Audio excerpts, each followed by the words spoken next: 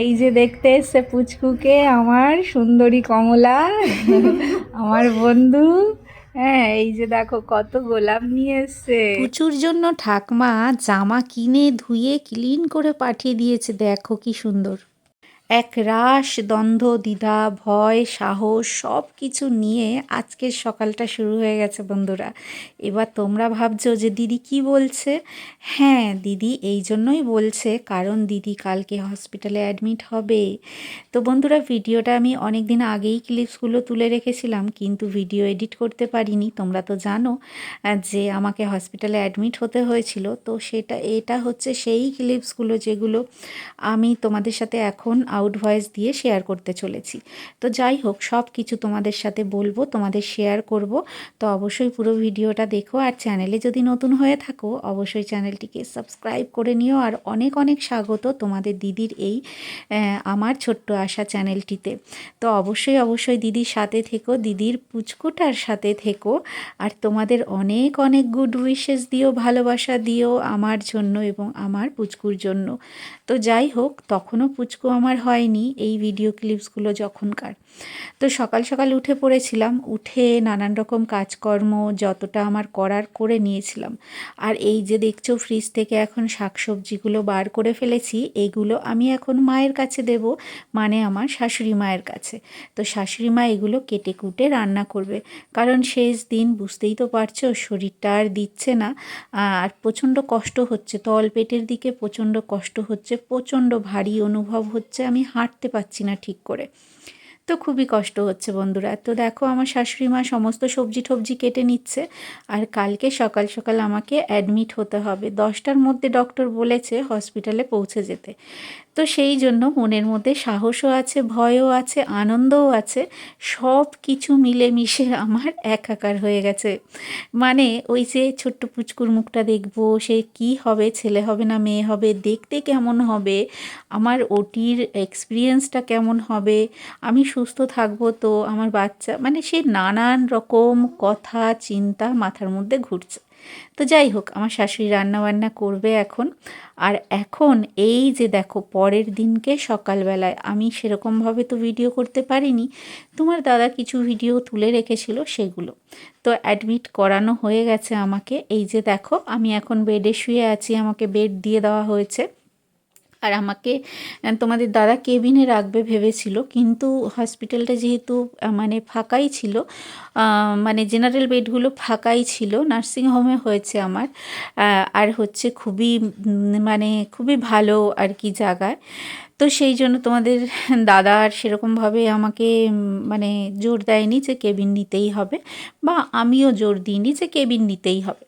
তো এখানে সমস্ত নার্সরা, তারপরে যে সমস্ত আয়াদি মাসিরা ছিল সবাই কিন্তু খুব ভালো ছিল। তো দেখো আমাকে ভর্তি করে নিয়েছে, আর আমাকে হাতে চ্যানেলও করে দিয়েছে, আর আমি এখন শুয়ে আছি।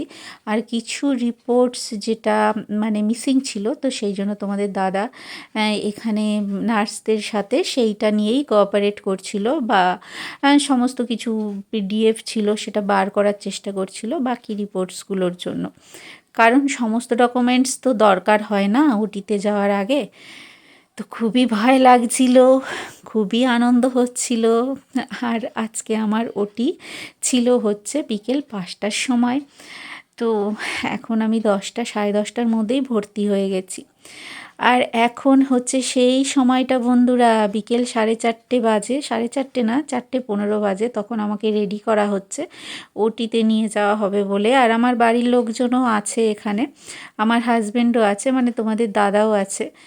তো তার তো মনের মধ্যে একটা অন্যরকম প্যালপিটেশন আছেই আর আমাকে নিয়ে, কিন্তু সেটা জাহির করছে না আমার সামনে, যে জাহির করলে যাতে আমি আরও ভয় না পাই, বা কিন্তু আমি ভয় পাইনি, কারণ আমি জানি যে যেটা করতে হবে সেটা করতে হবে। ভয় পেয়ে শুধুমুধু শরীর খারাপ করে লাভ নেই, প্রেশার এমনি হাই, আরও যদি হাই হয়ে যায় তখন সমস্যা হবে।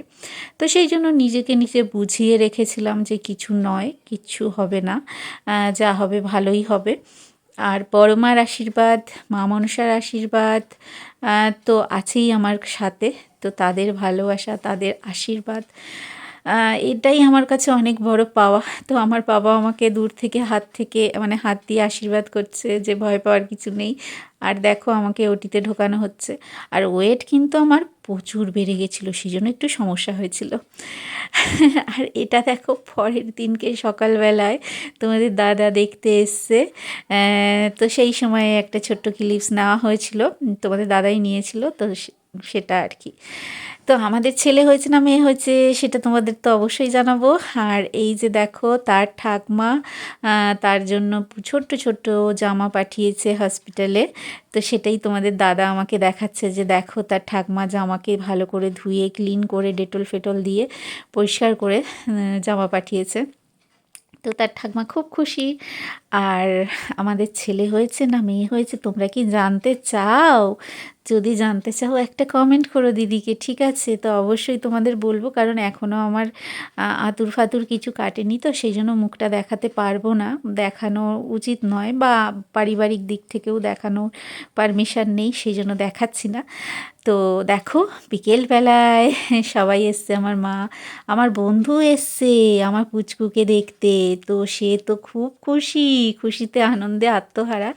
আর এনেছে আমার পুচুর জন্য গোলাপ, যেটা আমি খুব পছন্দ করেছি, যে ইউনিক ধরনের জিনিস নিয়ে এসছে আমার পুচুর জন্য। তো আমি খুব খুশি হয়েছি। ও আমার কাছের একটা মানুষ, আমার মনের প্রাণের একটা মানুষ, কারণ ও আমার খুব প্রিয় বন্ধু। তো ও এসছে, ও প্রথম থেকে যেটা বলেছিল সেটাই হয়েছে, সবাই যেটা বলেছে সেটাই হয়েছে আমার সাথে। মানে আমাদের কোল আলো করে এসছে, সেটা বাবা না মা তোমাদের অবশ্যই বলবো, কিন্তু তোমরা কমেন্ট করো না গো। কেন কমেন্ট করছো না? আমার পুচুকে দেখতে চাও না নাকি? আমার পুচুটাকে তো দেখতে হবে তোমাদের, তাই না? তো অবশ্যই কমেন্ট করো, অনেক ভালোবাসা দিও ভিডিওটাকে ভালোবাসা দিয়ে শেয়ার করে দিও। মানে এই যে আমি আউট ভয়েস দিচ্ছি, আমি যে কতটা হ্যাপি আমি মানে তোমাদের বলে বোঝাতে পারছি না, কারণ সেই মুহূর্তটা আমার কাছে অনেক স্পেশাল, অনেক অনেক দামি। তো আমি খুব খুশি হয়েছি, ভগবান ঈশ্বর আমাকে এত বড় আশীর্বাদ করেছে। তো আমি খুব হ্যাপি। তো আমার বন্ধুও খুব খুশি আমার মায়ের সাথে কথা বলছে ও। তো যাই হোক, তো অবশ্যই কমেন্ট করো, ভিডিওটাকে অনেক ভালোবাসা দিও। আবার দেখা হবে নতুন